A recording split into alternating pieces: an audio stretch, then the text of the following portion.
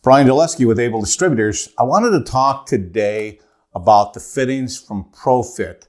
They're made by Rectorseal, and we're bringing them in for our mini splits because we realize that most times when you have a leak, it's at a flare. Now, I have a video on how to produce the perfect flare and cutting off a flare if you need to redo it. The key to a flare is deburring, making sure you use your tool properly and it has a ratchet and you torque everything properly.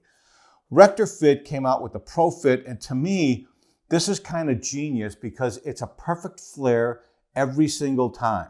So this threads on, it's got the perfect flare inside, so you thread this on, torque it down, then you take your bare end copper, no flare, you deburr it, you slide it in, it locks in, and you're done. Kind of genius. So these, honestly, I would put these on my truck in case I ran across a flare that was leaking. Sometimes you just run out of meat. Check out my other video on how to cut a flare very, very close. Cut off the flare, put one of these on, torque it down, slide the copper in, and you're done. It's a nice, easy fix. Along with these, ProFit from Rectorseal also has couplers. Now, we know that you're not supposed to braze on a mini split line set. They're worried about the debris on the inside. So now, to have a push-fit coupler where you don't have to braze. So if you're a little short on that line, we always suggest you get a long enough line, keep it one piece A to B.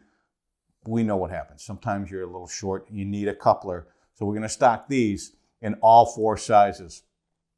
So the tool that you're going to need for this, you're going to slide the copper in 1/4 through 5/8. You're going to slide it into this little depth gauge, mark it so that when you slide it into either the coupler or the nut fitting, or the socket they call it, slide it in, you're sure it's in all the way.